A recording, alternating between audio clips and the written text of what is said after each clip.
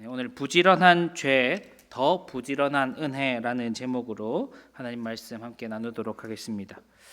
예전에 아주 유명한 그 TV 프로그램인 1박 2일이라는 프로그램이 있었습니다. 거기서 엄청 유행이 됐던 이 한 문장이 나만 아니면 돼. 그 프로그램의 어떤 특성상 항상 게임을 하게 되고, 특별히 이제 게임을 하면서 이제 뭐 실력이나 이런 것보다는 운으로서 뽑기를 하거나 아니면 뭐 까나리나 간장 뭐 이런 식으로 벌칙을 정하게 되는데, 그 벌칙에 나만 당하지 않으면 된다 하면서 남들이 벌칙을 당하거나 내가 피해 갔을 때 막 이제 그 기분 좋은 사람이, 벌칙을 면한 사람이 나만 아니면 돼 하고 그렇게 외치면서 유명해진 말입니다. 마치 우리의 마음이 여전히 이 마음으로 가득 차 있는 것 같습니다. 우리가 어떤 일을 당하거나 어떤 일을 만나게 되는, 우리가 인생을 살아가면서 다양한 일들을 겪게 되는데, 우리 눈에 보이는 다양한 어려운 일들이 일어나지만 나만 아니면 된다는 그 마음들이 우리 안에 여전히 있고, 마치 이 나의 삶은 그래도 괜찮은 것 아닌가 하는 그 생각 속에 마치 그런 사람들의 구경꾼처럼 살아가는 모습이 우리의 모습은 아닌가 하는 생각이 듭니다. 오늘 스바냐 선지자의 말씀을 보면 유다 백성들의 모습이 딱 그런 모습이었습니다. 구경꾼 같은 모습. 이방 민족 가운데 하나님의 심판이 내릴 때라도, 그 심판의 예언이 선포될 그 순간에도 그들에게 심판이 임할 것이다, 하나님께서 그들을 버리시고 벌하실 것이다 라고 생각지 않았습니다. 그들이 심판을 당하든 말든 우리 유다 땅에, 예루살렘 이 땅에 하나님의 심판이 임하지만 않으면 괜찮다 여기며 살았던 것이죠. 특별히 그들은 자신들에게 성전이 있기 때문에, 율법이 있기 때문에 하나님께서 절대 우리를 버리지 않으시고 하나님께서 우리와 함께 하실 것이다, 우리를 심판하실 리가 없다라고 믿으며 이방 민족을 심판하시는 그 하나님에 대해서만 생각했던 것이죠. 그런데 오늘 3장을 들여다보면 그렇지 않다라는 것을 우리가 발견하게 됩니다. 2장에서는 이방 민족, 이방 나라들을 향한 하나님의 심판이 기록되었다면, 이 3장은 그 사이에 있는, 그것을 안일하게 생각하고 있는, 마치 자기들은 괜찮다 여기고 있는 유다 백성들을 향한 하나님의 말씀이기 때문입니다. 그 서슬퍼런 하나님의 심판의 칼날이 이제는 유다 백성들, 예루살렘을 향해 날아오고 있다는 것입니다. 하지만 그들은 그것조차 모른 채 나는 괜찮다 여기고 나만 아니면 된다 여기는 그 마음으로 살아갔습니다. 하나님은 저 바깥 세상의 범죄를 지적하시고 하나님의 성전을 섬기고 율법을 가진 우리는 살려두신다라는 그 잘못된 믿음 안에 그런 영적인 안전 불감증을 가지고 있는 그들을 향해 이 말씀으로 경고하고 계시는 겁니다. 그것이 잘못되었다는 것을. 이 말씀이 그들만 이 유다만을 향한 말씀이 아니라 또 이 말씀을 듣고 있는, 또 우리가 하나님을 믿고 예수님을 믿는 우리 신자들에게도 동일한 경고임을 잊지 말아야 합니다.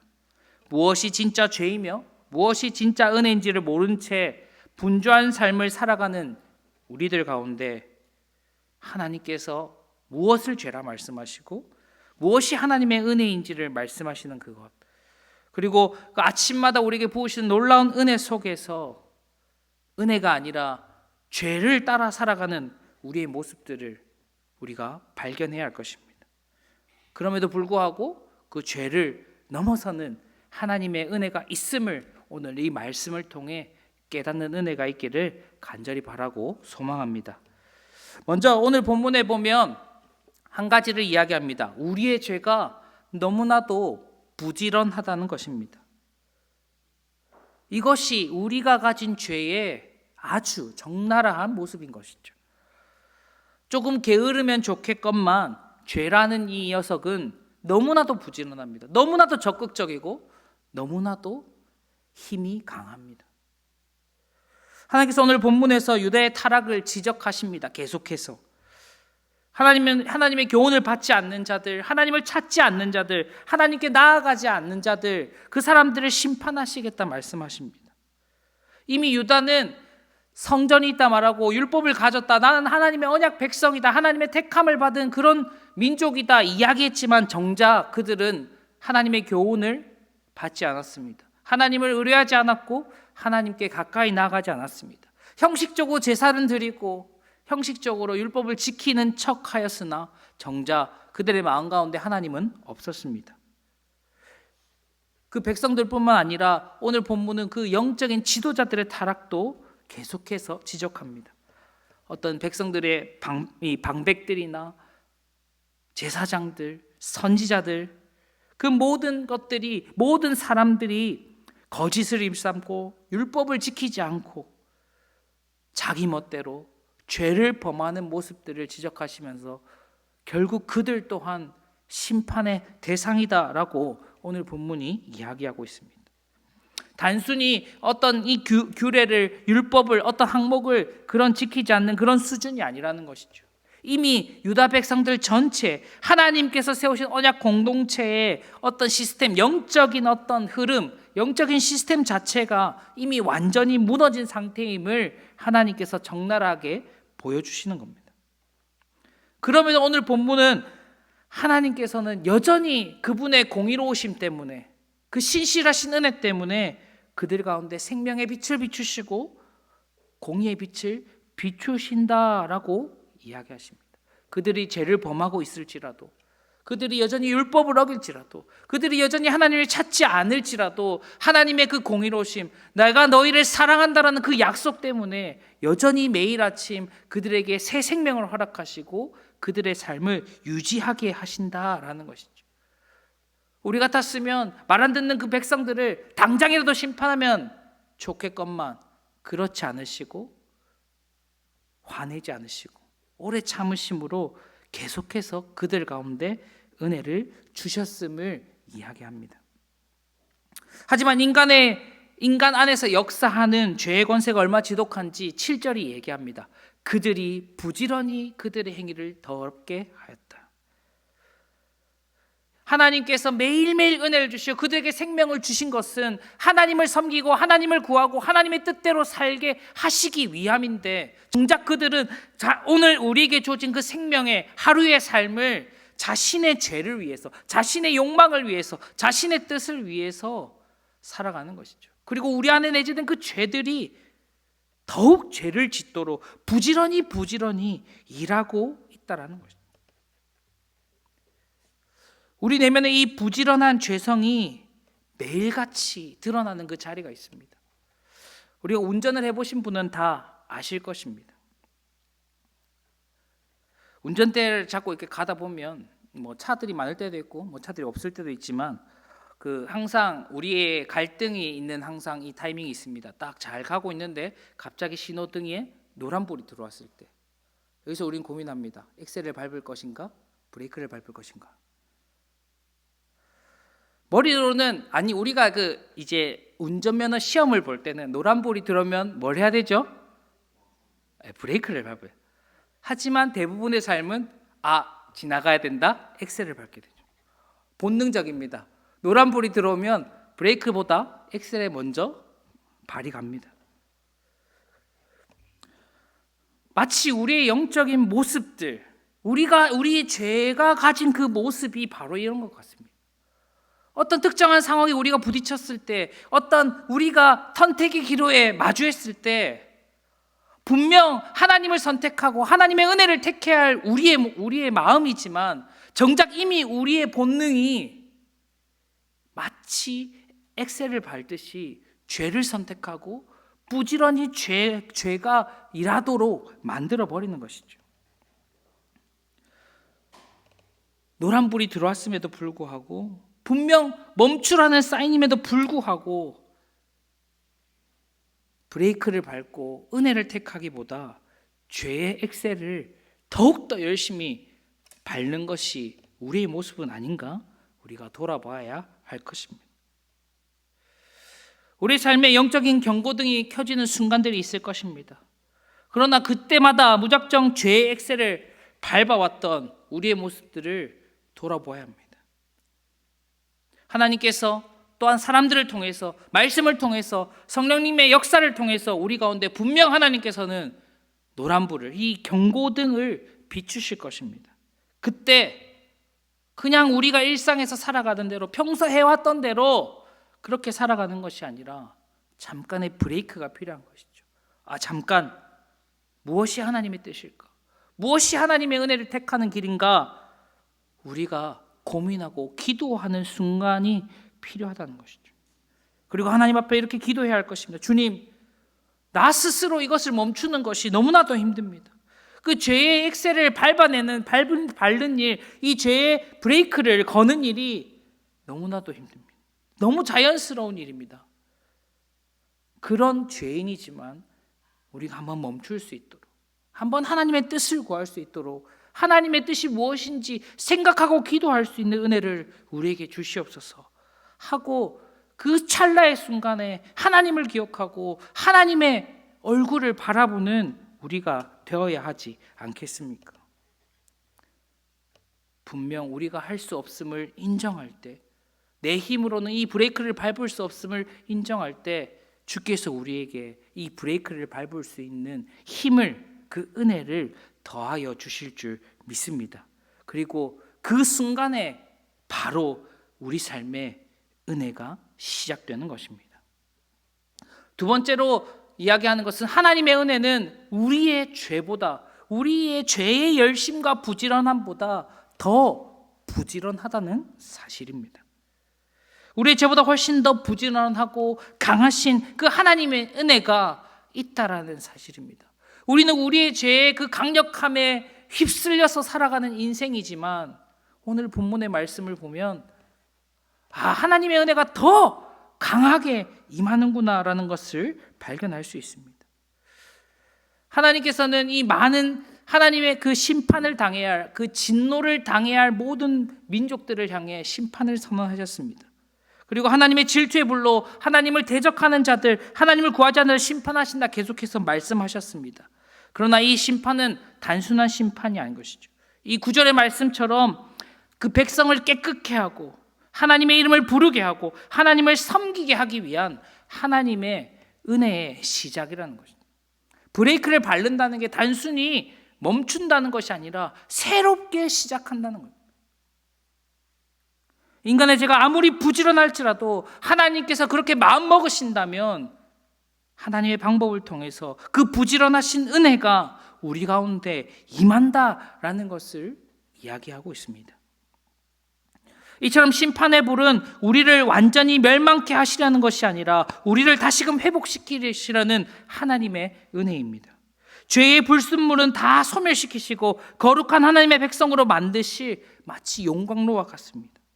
용광로를 통해 무르고 불순물들이 섞인 철들이 재련의 과정을 거쳐 단단한 철이 되는 그런 일들이 일어나듯이, 우리 또한 그 하나님의 놀라운 성령의 불과 심판의 불, 그것들을 거쳐서 더 순수하고 거룩한 하나님의 백성으로 다시 태어나게 되는 것이죠. 그 은혜의 용광로 속에서 다시 한번 새 생명을 얻어 하나님의 백성으로 살아갈 수 있는 힘과 능력을 얻게 되는 것입니다. 언약 백성의 죄가 아무리 부지런할지라도 그들의 죄보다 더 부지런한 하나님의 은혜가 우리를 깨끗게 하실 것입니다. 그리고 그 은혜가 하나님을 찾도록 만드실 것입니다. 죄를 향해 질주하는 우리를 끝까지 따라가셔서, 끝까지 추적하셔서 기어코 우리를 하나님을 섬기는 자리로, 하나님을 경외하는 자리로, 하나님 앞에 엎드리는 그 자리로 우리를 이끌어 가실 것입니다. 우리의 어떠함이 아니라 그분이 더 부지런하시기 때문에, 우리의 죄보다 그분이 더 크시기 때문에, 우리의 죄보다 그분의 사랑이, 그분의 은혜가 더 놀랍기 때문에 우리가 저항할 수 없는 그 은혜로 우리를 이끌어 주실 것입니다. 그리고 성령께서 우리의 죽은 마음을 살리시고 우리를 그 사랑 앞에 엎드려 굴복하게 하실 것입니다. 이 더 부지런한 은혜에 압도당한 사람이 바로 사도 바울입니다. 사도 바울은 빌립보서 3장 6절에서 자신을 이렇게 소개합니다. 나는 이전에 열심으로는 교회를 박해하고 율법의 의로는 흠이 없는 자라. 이렇게 스스로 말할 정도로 사도 바울은 예수님을 만나기 전 교만으로 똘똘 뭉친 사람, 자신의 이 능력으로 자만하고 자신이 대단한 사람이다 자신했던 그런 사람이었습니다. 그리고 그 사람이 살기가 등등해서 다메섹을 향해 열심히 달려왔던 것입니다. 그러나 그 사울의 죄가 그 다메섹에 도달하기도 전에 하나님께서는 사도 바울 앞에 나타나셨습니다. 그를 살려내려는 하나님의 은혜가 훨씬 부지런했습니다. 교회를 핍박하려는 그의 열심, 그 죄의 부지런함보다 하나님의 은혜의 부지런함이 그를 덮어버렸습니다. 하나님의 부지런한 그 은혜의 빛이 그에게 비추었고 그는 그 빛 앞에 눈이 멀어버렸습니다. 사도 바울은 이 3일 동안 눈이 멀고 식음을 전폐했습니다. 그 3일 동안 사도 바울이 그 대단했던 헛된 열심과 교만이 은혜의 영광로 안에서 정결하여지고 새로워지는 그런 재련의 과정을 거치게 된 것이죠. 비로소 이제 예수님을 영접하고 하나님을 부르고 하나님을 위해 자기의 모든 것을 내어줄 수 있는 새로운 사람, 정결한 사람, 거룩한 사람, 그런 사람으로 다시 태어나게 된 것입니다. 우리는 이 은혜의 영광로를 경험해야 합니다. 나의 부족함, 나의 연약함, 나의 교만함들, 나의 자존심들, 그것들을 상하게 하고 그것들을 무너뜨리려고 하는 그런 상황들을 만나야 합니다. 그때 비로소 내가 교만했구나, 내가 연약한 존재였구나, 내가 부족한 존재였구나, 그렇게 깨달을 수 있는 것이죠. 하지만 우리의 모습은 어떠합니까? 내가 얼마나 열심히 했는데, 내가 이렇게까지 나왔는데 왜 나에게 이런 시련이, 왜 이런 나의 고난이, 나에게 이런 어려움이 닥쳐올까? 그래서 내가 나를 말씀도 읽고 기도도 하고 교회도 열심히 가고 그렇게 하는데 왜 내 인생은 여전히 제자리 걸음일까? 하는 그런 영적인 교만함 앞에 우리가 서야 하는 것이죠. 내가 잘못 생각하고 있었구나. 그 찰나의 순간에, 그 우리의 연약함을 마주하고 우리의 교만함을 마주하는 그 순간에 불평과 불만, 그것이 아니라 우리의 죄악보다 더 부지런한 하나님의 은혜를 마주해야 하는 것이죠. 그 은혜를 바라보아야 하는 것이죠. 나보다 부지런하신 하나님의 은혜가 지금 내 교만과 열심을 녹여내시고 단련케 하시구나. 그것들을 다 도려내시고 새롭게 하나님의 백성답게 만들어내시는 그 순간이구나라는 것을 깨달아야 하는 것이죠. 그것을 깨닫지 못하면 세상 사람들과 똑같이 불평하고 싸우고 갈등을 일으키고 여전히 나의 죄가 하나님의 은혜보다 앞서도록 계속해서 죄의 엑셀을 밟을 수밖에 없는 것이죠. 하지만 그 앞에서 나의 교만함과 나의 연약함이 깨어지는 것을 받아들인다면, 마주한다면, 나를 살려내시기 위해 이것을 허락하신 그 하나님의 부지런한 은혜에 충만하게 될 것입니다. 사랑하는 우리 기쁜 가족 여러분, 분명 우리를 무너지게 하는 일들, 우리의 마음을 무너뜨리는 그런 수많은 일들이 우리 가운데, 우리의 삶 가운데 자주, 그리고 또 빈번하게 등장합니다. 그때마다 내 인생은 왜 이럴까? 나는 왜 이런 어려움을 당해야 할까? 하나님 도대체 왜 이러시는 겁니까? 그런 마음이 아니라 하나님께서 나를 더 나은 하나님의 사람으로 만드시기 위해 또 다른 은혜를 준비하셨구나. 그렇게 고백할 수 있는 우리 모두가 되시기를 간절히 바라고 축복합니다. 아멘. 마지막 세 번째로 하나님의 은혜의 손길에 우리는 전부 맡게 합니다. 우리가 우리의 죄가 얼마나 지독한지, 얼마나 부지런한지 알았습니다. 그러나 그 부지런한 죄보다 하나님의 은혜가 더 부지런하여 그 죄마저 덮어버리는 은혜가 있다는 사실을 우리가 알았다면 그 은혜에 우리가 모든 것을 맡겨야 하는 것이죠. 하나님께서 우리가 그것을 결단하길 원하신다는 사실입니다. 우리가 앞서 살펴봤죠. 하나님의 그 우리가 저항할 수 없는 놀라운 은혜로 우리를 변화시켜 나가시지만 하나님께서는 인격적이시고 우리의 마음을 원하시는 분이시기 때문에 우리가 하나님의 은혜 앞에 결단하기를 원하십니다. 하나님께 다 맡겨드립니다. 이 고백, 이 결단을 원하신다는 것이죠. 12절에 이렇게 기록되어 있습니다. 함께 읽겠습니다. 시작. 내가 공고하고 가난한 백성을 내 가운데에 남겨두리니 그들이 여호와의 이름을 의탁하며 보호를 받을지라. 하나님은 대단한 사람을 남겨둔다 하지 않으셨습니다. 제사를 잘 드리는 사람, 성경을 많이 아는 사람, 율법에 능통한 사람, 그런 사람이 아니라 곤고하고 가난한 백성들, 아무것도 자랑할 것이 없어서 하나님의 이름을 의지할 수밖에 없고 하나님의 보호하심 없이는 아무것도 할 수 없는 그런 자들만 남겨놓으신다라고 이야기합니다. 하나님의 부지런한 은혜가 그들의 모든 교만과 죄를 불태우고 그들의 순수함만 남겨놓았을 때 그들이 할 수 있는 유일한 일은 오직 하나님만 의지하겠습니다. 오직 하나님만 바라보겠습니다. 그렇게 고백하는 사람들, 영적으로 곤고하고 가난한 자들만 남기셔서 하나님을 의지하게 하시고 하나님의 보호를 받도록 하신다라고 12절은 이야기합니다. 즉 우리가 영적으로 이미 다 파산을 당한 사람이다, 아무것도 가진 것이 없어서 하나님의 은혜 없이는 아무것도 할 수 없다라고 이야기할 수 있는 그런 사람으로 우리에게 은혜를 베푸신다는 겁니다. 하지만 하나님 앞에 나아가지 않는다면 그저 가난하고 공고한 사람일 뿐일 것입니다. 여전히 굴러가지 않는 자동차의 엑셀을 밟듯이 계속 죄의 엑셀을 밟는 그런 사람일 뿐일지도 모릅니다.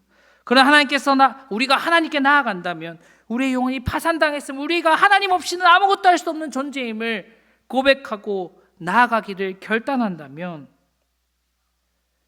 내 인생이 내 힘이 아니라 오직 하나님의 보호하심 아래에서 하나님과 동행하는 삶을 살 수 있게 되는 것입니다. 나 스스로가 할 수 없다고 인정하는 사람만이 하나님의 도우심을 구할 수 있습니다. 하나님을 의지할 수 있습니다. 하나님께 보호받을 수 있습니다. 그것이 하나님의 은혜를 붙드는 것이며 진짜 믿음인 것입니다. 나를 헛되게 붙잡고 있는 나의 알량한 힘과 나의 의와 나의 욕심과 나의 교만함을 다 내려놓고 하나님, 이것들로는 내 인생을 책임질 수 없습니다. 오직 하나님만이 나의 인생을 책임져 주시고 오직 하나님께 내 모든 것을 맡기겠습니다 하고 고백할 수 있는, 그렇게 결단할 수 있는 우리가 되어야 할 것입니다. 하나님을 붙들 때 우리가 하나님의 사람으로, 하나님의 백성으로 살아갈 수 있는 것이죠. 물에 빠진 사람이 살겠다고 열심히 헤엄을 치면 잘 나올 수 있을까요? 최근에 영상을 하나 봤는데 물에 딱 빠지면, 그러니까 처음부터 이제 평정심을 잘 유지하는 사람, 수영을 잘하는 사람 말고 내가 평소에 수영을 잘 못하거나 갑자기 급한 물살에 휩쓸려서 물에 빠져버렸을 때 아무리 발버둥을 치고 수영을 잘해도 쉽게 나올 수 없답니다. 이 평정심을 잃는 순간부터는 몸에 힘이 들어가게 되고 그때부터는 이제 이미 몸이 가라앉을 준비가 된 상태라고 합니다. 그러니까 이 상태를 바꾸지 않으면 그냥 발버둥을 아무리 치고 헤엄을 아무리 쳐도 계속 가라앉게 되는 상태인 거예요. 그때는 힘을 쫙 빼고 가능하면 바닥을 짚을 수 있도록 쭉 가라앉았다가 바닥을 박차고 빡 올라와야지 그 깊은 물에서 탈출을 할 수 있다 하더라고요. 뭐 그것조차 안 되면 구조대원이 왔을 때 구조대원이 날 잘 구할 수 있도록 내 몸을 온전히 맡겨야지 그 내가 빠진 물에서 탈출할 수 있지 않겠습니까? 어떻게든 내가 살아보려고 하는 그 부지런함 때문에 오히려 구조되지 못하고 빠져버리는 일이 더 많은 것이죠. 사랑하는 성도 여러분, 지금까지 우리의 모습은 어떠합니까? 마치 내 인생을 나의 열심으로, 나의 교만함으로, 나의 힘으로 해보려는 나의 부지런함 때문에 어쩌면 내 인생이 여전히 부끄럽고 비참한 것은 아닌가 돌아봐야 하지 않겠습니까? 어떻게든 내 힘으로 해결해 보려고 부지런히 염려하고 걱정하고 근심하며 어떻게든 이 문제를 해결하려는 그런 삶을 사고 계시지 않습니까? 그러다 보면 자연스럽게 죄의 엑셀을 자꾸 밟게 되는 거예요. 이렇게 하면 좋을 것 같은데, 저렇게 하면 좋을 것 같은데, 그렇게 하면서 말이죠. 나의 헛된 그 부지런함, 나의 헛된 그 욕심, 시간 멈춰야 합니다. 어쩌면 아무것도 하지 않는 것 같은 그 불안함이 우리에게 몰려올지도 모릅니다. 하지만 그때 우리가 해야 할 것은 아무것도 하지 않는 일이 아니라 하나님 앞에 맡겨드리는 것이죠. 하나님 앞에 기도하는 일입니다. 주님, 제 이름으로는 할 수 없습니다. 우리의 몸에 힘을 빼고 우리의 영적인 힘을 쭉 하나님 앞에 맡겨드리고 오직 하나님의 이름을 구하고 나의 인생 가운데 은혜로 함께 하시는 그 하나님 앞에, 그 하나님의 은혜의 손길에 나의 모든 것을 맡겨드리는 그 일들이 필요한 것이죠. 그때 비로소 우리는 하나님 안에서 참된 평안과 안식을 누리게 되는 것입니다. 자꾸 내가 뭔가를 생각하고 계획하고 고민하고 걱정하고 염려하면 그 염려와 걱정들이 결국 나를 올가맵니다. 나를 더 힘들게 하고 나를 더 불안하게 하고 나를 더 고통스럽게 합니다. 하지만 이 모든 것을 하나님께 맡기고 기도한다면 그 과정이 어떠하든지 그 결과가 어떠진 간에 주께서 우리에게 주시는 더할 나위 없는 가장 선한 은혜라는 사실을 고백하게 될 것이고 그 은혜 안에 참된 평안과 샬롬을 누리게 될 것입니다. 우리 기쁨교회 가족들 모두가 어떤 상황에 있든지 어떤 어려움이 있든지 그 모든 것을 하나님께 맡김으로 하나님이 주시는 그 놀라운 은혜 안에 참 평안을 누리는 우리 모두가 되시기를 간절히 바라고 축복합니다. 말씀을 맺도록 하겠습니다. 우리 인생에 하나님께서 여전히 수시로 그 경고등을 켜십니다. 노란불을 켜시는 거죠. 그럼에도 자꾸 우리는 그 교만에, 우리의 욕심에, 우리의 연약함에 그렇게 선택하게 됩니다. 여전히 우리 안에 부지런한 죄들 때문에 우리는 망가지고 쓰러지고 넘어지는 것이죠. 그러나 우리가 우리의 죄의 부지런함보다 우리를 살리시는 그 하나님의 은혜의 부지런함이 더 크다는 사실을 우리가 꼭 기억하셨습니다. 우리를 살리시려는, 우리를 구원하시려는, 우리 안에 참 평안과 행복과 은혜를 주시려는 놀라운 하나님의 은혜가 있다라는 사실을 꼭 기억하셨으면 좋겠습니다. 그리고 그것을 위해 이미 예수님께서 십자가를 지셨다는 사실을 기억해야 합니다. 예수님은 나의 이 부지런한 죄를 다 용서하시기 위해, 다 덮으시기 위해 가장 부지런하게 죄의 길, 그 골고다의 십자가를 지셨습니다. 그리고 모든 죄의 심판과 진노를 받으셨습니다. 가장 비참하고 가장 공고하고 가장 가난한 자가 되어 모든 것을 감당하셨습니다. 그리고 마지막까지 오직 하나님만을, 오직 아버지만을 의지하고 모든 것을 맡기셨습니다. 주님의 그 십자가의 그 외침과 그 십자가의 사랑이 이제는 우리의 은혜로 오게 된 것입니다. 사랑하는 기쁜 가족 여러분, 오늘 밤 나의 헛된 부지런함과 나의 헛된 교만함을 십자가 앞에 다 내려놓고 항복하는 시간이 되었으면 좋겠습니다. 죄를 향해 달려가던 그 나의 열심과 나의 부지런함을 내려놓읍시다. 나의 욕심, 나의 자존심을 지키려던 나의 고집들 다 내려놓아야 합니다. 꼬인 인생을 내 힘으로 풀어보려 하던 그 허우적거림 당장 멈추어야 합니다. 나의 힘을 빼고 나의 움켜진 손을 주를 향해 뻗을 때 나를 향해 두 팔 벌리시는 그 놀라운 하나님의 은혜를 발견하게 될 것입니다.